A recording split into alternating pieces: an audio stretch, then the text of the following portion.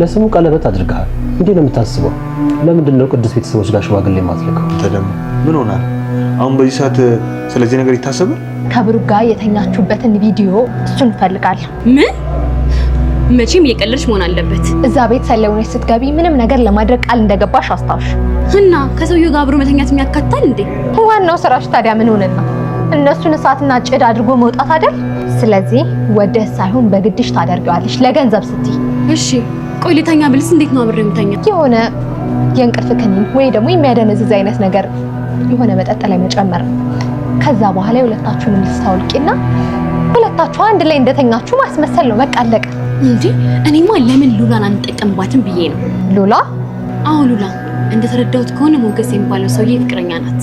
ሉላና እዛ ቤት ነው ተደብቃ ያለችው እያልሽኝ ነው? በዚህ ላይ መርዞ ሌላ ጓደኛ እንደሌለሽ ነግሮኛል። እውነት መርዞ እንደዛ አለክ? አዎ። ምን ነው ፍቅረኛለሽ? አረ የለኝም። ሲጀመር ፍቅረኛ ይሞታል። አንቺ አብደሻል እንዴ? እንዴት ነው በመስኮት አምልጥሽ የምትመጪው? እና ታዲያ ምን ላድርግ? አንተ አትመጣ ስትናፍቀኝ ታዲያ ምን ላድርግ? ሉላዬ ይሄን ቢሆን እኮ ለአንቺ በጣም አደጋ ነው። ለእኔ አደጋ የሚሆነው ከዚህ በኋላ አንተን አለማየት ብቻ ነው። ሁሉን ነገር ብቻዬን ካላደረኩ ይላል። ቆይ እኔ ያለሱ ማን አለልሽ እንዴ? አንቺ ምሱ ነው የደገፍ ነው እንዴ? ታሪካችን ነግረሽ ያን ሁላ ነገር አጫውችሽ። እኔ እኮ እዚህ ምድር ላይ ካለሱ እኮ ማንም የለኝም። ቅድስ እኔስ ምሳሌ ኖ አንቺና ምሳሌ ህይወት ናችሁ። ልጆቹ ዘመዶቻቸው ጋር ባህር ዳር ሄደዋል። የእነሱ ነገር ምንም አያሳስብም። ቆይ እሺ ማለቴስ ለጠበቃው አውራት እንደለሱ ምን ሆነሃል አንተ? ምን ብዬ ነው በዚህ ሰዓት ስለጠበቃው ማውራት? ጠበቃው የኔም ጠበቃ እንደነበረና ባለውለታይም እንደነበረ አስመስዬ ትንሽ ገንዘብ እስቻት የተለያየ ነው። ቤት ተከራይቼ የተከራየውበት ቤት አስቀምጫት ነው የመጣሁት። በጣም አሪፍ ነው ያደረከው።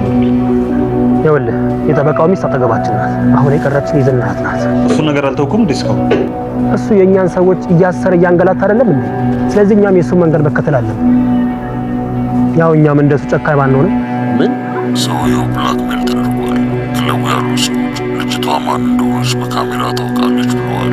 እነዚህ ድፍረቷ ተመጣጣኝ የሆነ ቅጣት የሚያስፈልጋትን ይመስለኛል። አሁን ላይ ማህሌት ጉዷ የፈላ ይመስላል ማለት ነው። ካሌብ ለዝና ደውሎ አንድ ደንበኛችን ብላክሜል ተደርጓል፣ ልጅቷ ደግሞ በካሜራ ተቀርጻለች ብሎ እያወራው ያለው ስለ ማህሌት ስለሆነ ማለት ነው። ማህሌት ባለፈው አንድ ሰው አብሬ እተኛለሁ በሚለው ቪዲዮ ቀርጻው ነበር 500 ሺህ ብር የተቀበለችውና አሁን ደግሞ በዛ ብር ብሩክና ቅድስትን ለመበቀል ኤደን የምትባል ጓደኛዋን እዛ ቤት በሰራተኝነት መልክ እንድትገባ አድርጋ ይሄንን ጌም እየተጫወተች ያለችው ማለት ነው። ዝና ደግሞ የማህሌት መቀየር ቢያስገርመውም ግን ደግሞ ገንዘብ ከየት እንዳመጣች ወይ ደግሞ ምን አግኝታ በዚህ ልክ እንደተቀየረች ግራ ገብቶት ነበርና አሁን ደግሞ ቪዲዮውን ካየ እዛ ላይ ማህሌት መሆኗን ካወቀ ለካ ማህሌት የተቀየረችው በዚህ ምክንያት ነው፣ ይሄንን ሰርታ ነው በሚለው ምናልባትም እሷን አግቶ ሊወስዳት ይችላል ወይ ደግሞ ሌላ ጉዳትም ሊያደርሱባት ይችላሉ ማለት ነው። ካሌብም ይሄን ነገር ስለሰማ በቀጥታ ለዝና ደውሎ የነገረው እሱ ስለሆነ ከዚህም በኋላ ዝና ሊለው የሚችለው ልጅቷን ፈልገህ አምጣልኝ ይለዋል እንጂ ዝናን እዛ ጋር አንተ ፈልገህ ቅጣት የሆነ ነገር መቀጣት አለባት እንዲያደርጋት የሚለውን ነገር ሊለው አይችልም ማለት ነው። ለምን ከተባለ ካሌብም የክለባችን ስም ጠፍቷል፣ ደንበኛችን እንደዚህ ሆኗል፣ ተዋርዷል የሚለውን ነገር ስለሚያስብ ደንበኛችንን እንደዚህ ያደረገች ሴት ደግሞ መቀጣት አለባት ስለሚል ማለት ነው። ዝናም በእርግጥ ዛሬ ማህሌትን ከኤደን ጋር የሆነ ካፌ ቁጭ ብሎ ሲያወሩ አግኝቷት ነበርና አይኔ አንቺ ላይ ነው ብሏት ነበር። ከዚህም በኋላ ያው ቀጣይ የሱ ስራ የሚሆነው ማህሌትን መቅጣት ነው የሚሆነው ማለት ነው። በፊትም ካሌብ እሱን ተቀይሞት ነበር። የበፊቱን ዝና እያጣውት ነው፣ ትህትና አመለጠችን፣ ስራዎች እንደዚህ እየተበላሹ ነው እያለው ነውና በድጋሚ የካሌብን እምነት ካሌብን ለማሳመንና ካሌብ በሱ እንዲረካ ስለሚፈልግ ዝና እዚህ ጋር ማህሌትን ደህና አድርጎ ይጎዳታል ማለት ነው። ምናልባት ማህሌትን ከዝና ሊያስመልጣት የሚችል ነገር ምንድን ነው የሚለውን ነገር ስናነሳ ደግሞ ማህሌት ዛሬ አንድ የሰማችው ነገር አለ። ሉላ እነ ብሩክ ቤት ተደብቃ እንዳለች ማለት ነው። ምናልባት ዝና ማህሌትን አግቶ ከወሰዳትና የሆነ ክፍል አስቀምጦ እሷን እያሰቃየ ከሆነ ምናልባት በዚህ መሃል ይሄንን ነገር ልትነግረው ትችላለች። አንተ የምትፈልገውን ነገር በጣም በአንገብጋቢ ሁኔታ ከዚህም በፊት ስትፈልግ የነበረውን ነገር ሉላ የት እንዳለች እነግርሃለሁ፣ አንተ ደግሞ ልቀቀኝ በሚለው ምናልባትም ሉላን እንዲያገኝ ልትተባበረው ትችላለች ማለት ነው። እሷ በቀጥታ ባትተባበረው ራሱ ኤደን እዛ ቤት ውስጥ ያለችው የማህሌት ሰው ስለሆነች በሷ በኩል ሉላ እጅ ውስጥ እንድትገባ እኔ አግዝሃለሁ፣ ለዚህ ነገር ተወኝ ወይ ደግሞ ለዚህ ነገር ይቅርታ አድርግልኝ በሚለው ምናልባት በዚህ ነገር ዝና ልታሳምነው ትችላለች ማለት ነው። ዝና ደግሞ ሉላን ምን ያህል እንደሚፈልጋትና ከዚህም በፊትም እሷን ለመፈለግ ምን ያህል ዋጋ ሲከፍል እንደነበረ እናስታውሳለን። እዚህ ጋር ደግሞ ማህሌት ሉላ የት እንዳለች አውቃለሁ፣ እነ ብሩክ ቤት ነው ያለችው፣ እንደዚህ ነው ያለችው በሚለው ይሄንን ነገር ከነገረችው ምናልባትም እሷን ይቅርታ ሊያደርግላት ይችላል ማለት ነው። በእርግጥ ሉላ አሁን ላይ ከነብሩክ ቤት እንድትወጣ ባይፈቀድላትም የሚፈሩት እነሱም ዝናና የዝና ሰዎች ያገኙሻል ከዚህ ቤት አትውጪ ቢሏትም ዛሬ ደግሞ በመስኮት ዘላ ሄዳ ሞገስን እንዳገኘች ነው ያየነው ማለት ነው። ምናልባትም ከዚህም በኋላ እሷን ከዛ ቤት ለማውጣት ራሱ ነገሮች ሁሉ ከባድ ቢሆኑም ግን ደግሞ እዛ ቤት ያለችው ኤደን ሌሎች ሰዎች ቤት ባሌሉበት ሰዓት፣ ቅድስትም መድብልም ብሩክም ቤት ባሌሉበት ሰዓት ዝናና የዝና ሰዎች ወደ ቤት ገብቶ ሉላን አፍኖ እንዲወስዷትም ነገሮችን ልታመቻችላቸው ትችላለች ማለት ነው። ያኔ ደግሞ ማንም ሊጠረጥራት አይችልም። እሷም እዛ ጋር እንደ ተጠቂ ወይ ደግሞ የመጡት ሰዎች እሷ ላይም ጉዳት አድርሶ እንደሄዱ አድርጎ እንደዚህ አይነት ድራማ ከሰሩ ምናልባት ዝና ሉላን ድጋሚ ሊያገኛት ይችላል ማለት ነው። ሌላው ነገር ደግሞ መድብል አሁን ላይ የጠበቃውን ቤተሰብ ፈልጎ አግኝቷል። ልጆቹ ባህር ዳር እንደሄዱና ሚስቱ ብቻ እዚህ እንዳለች አይቶ ሚስቱን አግኝቶ ቤት ተከራይቶላት ሌላ ቦታ ደህና ቦታ ዝናና የዝና ሰዎች አያገኟትም የሚል ቦታ አስቀምጧታል ማለት ነው።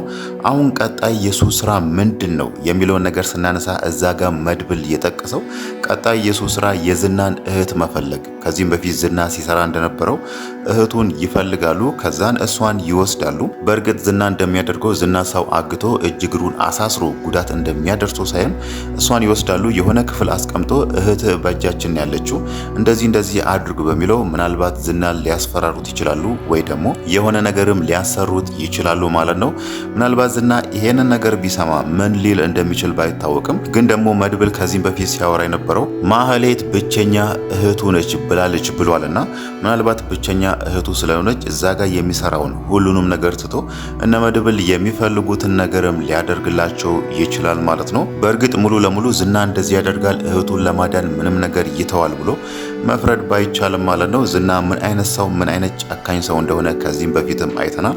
ምናልባትም የእህቱ ነገርም ያን ያክልም ላያሳስበው ወይ ደግሞ እህቴ ላይ ጉዳት ያደርሳሉ እንዲያደርጋሉ የሚለው ነገር አስደንግጦት እነ መድብል የሚሉትን ነገር የሚያዙትን ነገርም ላያደርግላቸው ይችላል ማለት ነው።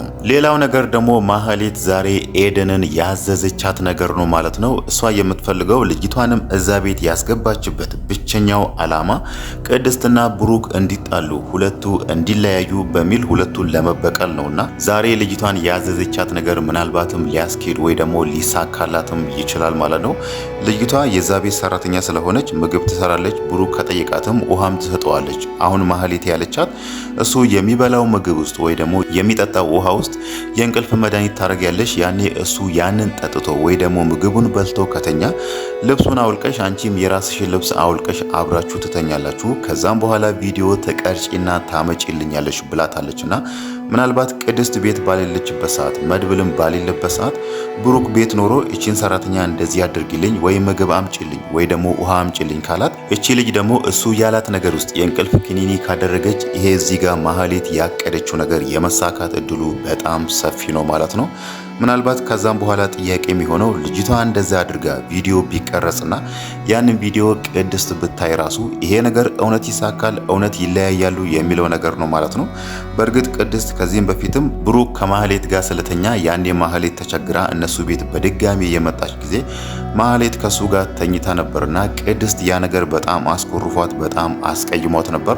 እንደውም ወደ ቤተሰቦቿ ለመሄድ ልብሶቿን ይዛ ነበር፣ መድብል ነበር ያስቀራት እንጂ ድጋሚ ደግሞ ይሄ ነገር ከተፈጠረ በቀጥታ እንደምትሄድ ግልጽ ነው ማለት ነው። ለካ እኔ ቤተሰቦቼ ጋር ሽማግሌ ላክ ስለ ዛሬ ነገ የምትለው ለዚህ ነው በሚለው ምናልባት ብሩክን ትቀየመዋለች። እዛ ጋር ማህሌት ያቀደችው ነገርም ሊሳካላት ይችላል ማለት ነው። እዚህ ጋር ደግሞ ማህሌት ያቀደችው ኤደንን ያዘዘቻት እቅድ አይሳካም እዛው ይቀራል ብለን ልናስብ የምንችልበት ብቸኛው ምክንያት ደግሞ ዝና በስተመጨረሻ የሰማው ነገር ነው ማለት ነው። ካሌብ ደውሎ ቪዲዮን ታያለ ብሎታልና ዝና ቪዲዮን ካየ ቀጣይ የሱ ስራ የሚሆነው ማህሌትን ደውሎ እሷን መጥራት ነው። ከዛም በኋላ እሷን አግቶ የሆነ ነገር ማድረግ ስለሆነ እዛ ጋር እሷ ያቀደችው ኤደንን አድርጊ ያለቻት እቅድ እዛው አየር ላይ ይቀራል ማለት ነው።